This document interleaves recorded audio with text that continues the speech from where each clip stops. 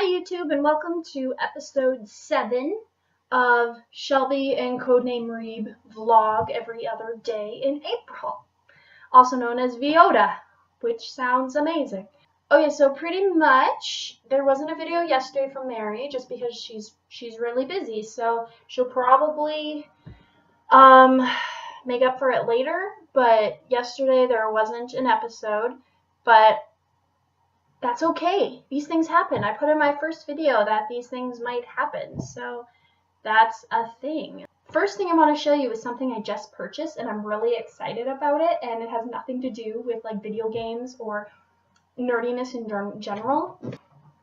I got a food processor, and I'm so happy. Pretty much I want a food processor because then I can make falafel properly, I can make hummus, I can just make purees if I wanted.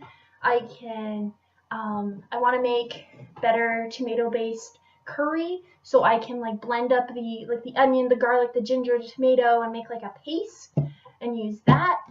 So I'm really excited about this. I hope that's the thumbnail there. That's what I'm really excited about right now. Lately, I haven't been feeling too inspired cooking-wise, so I wanted to make a purchase to help that. I also bought a little fine graters for ginger and garlic, so I can just make it into little pieces. And I also got a new, what do you call it? Oh, a Dutch oven. I just got a new Dutch oven. It's like a metal one. It's not like a traditional, what I think of as a Dutch oven, which is like ceramic, I think. But it should, yeah, it should cook things. And I'm really excited. Last time I made curry, it didn't go over so well. I tried making a tomato-based curry, but it basically became soup. And that's not good. I want to have like a thick, very flavorful tomato-based Indian-style curry. Usually I try to go for something like chana masala, which is like a chickpea tomato-based curry. Usually has potato in it, but not always, according to lots of the recipes I've been reading, but it's okay. Yeah, I'm excited. I hope the food processor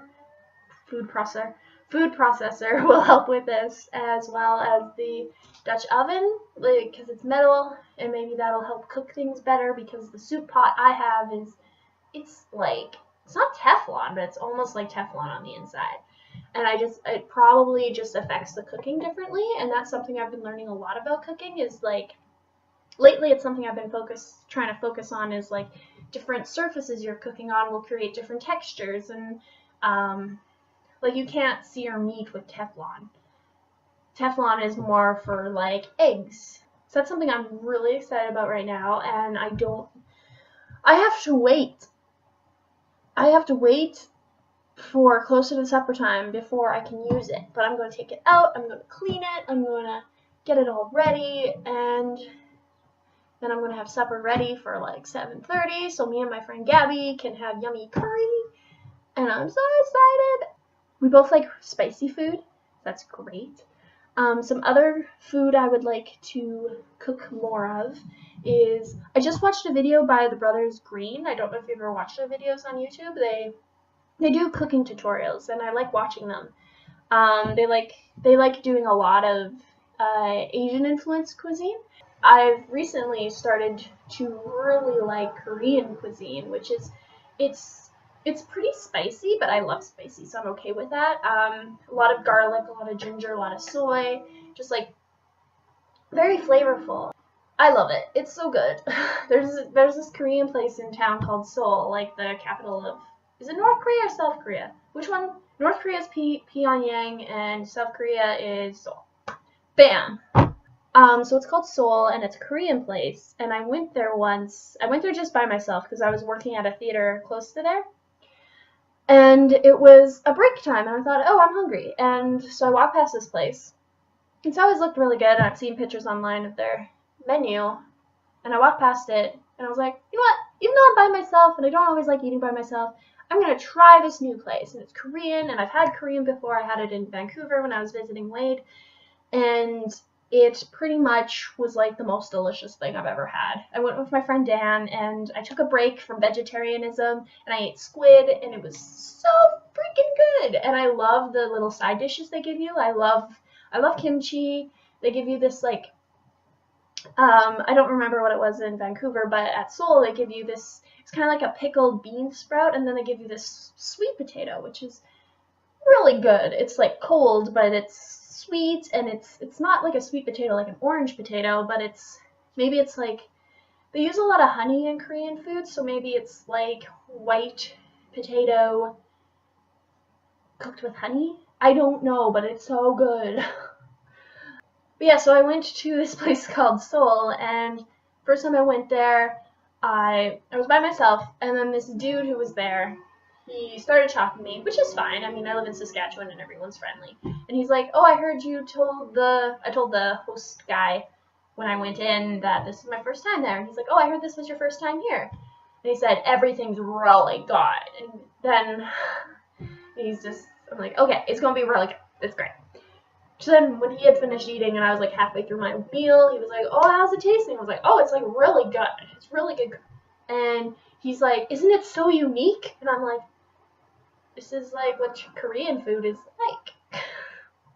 I guess Korean food isn't very common in Saskatchewan, so the idea of having, like, you cook it on the grill, because they had like a grill, like Korean places quite often will have a grill in the table. So I guess like, we don't traditionally do that, as well as we normally don't have like the little side dishes in Saskatchewan with like the kimchi, and people don't know what kimchi is. I really liked it there, and I really love Korean food, and one of my dreams is to travel Asia and just go to try out different cuisines. I'll probably take a break from vegetarianism again, just because of the convenience of travel. And also, seafood's really freaking good, and most of where I'd probably be visiting is like coastal, so why not? So I'm having a really inspired cooking day. Probably just roll back. And later I'm going to make curry, and it's going to taste delicious, and I'm touching my processor because it's so pretty. In French, it's called a robot de cuisine, which has amused me since I saw it at the store. Yeah, so I hope everyone has a good day. Mary, you've been to Korea. I would love to hear about your experience in Korea with Korean food. I know you really like the barbecue. You went there for your cousin, I think it was Erica's wedding. I know her whole family. But I would love to hear about Korea, and you can tell me stuff about it. I'd love to go. Yeah, just tell us about all your world travels you've done with the Saskatoon Children's Choir. The Saskatoon Children's Choir, we talk about it like every vlog. But they travel a lot. They go to different places, and it seems like a really great opportunity for a young person. So I'd love to hear some of your travel stories. I just love food. I feel like traveling is mostly because of food. So tell us about that kind of stuff, and places you want to go in the future, places you'd want to go to again, places you'd never want to go to again. Yeah, so just tell us about your travel experiences. And I missed you yesterday, but that's okay. I understand. You're busy. So yeah, if anyone has some sort of topic they would like Mary and I to talk about, just put it in the comments or wherever they are in the future when you're watching this. One time Jason commented on a vlog that I did with him about how people always go comment below, but the comments like change locations sometimes, so it's kind of dumb to do that. One thing I like to joke about, and I even thought if I ever do vlogging, this would be one of the topics I talk about, is just the fact that so many YouTubers say, leave a comment below. They do. And it's so unnecessary to say below.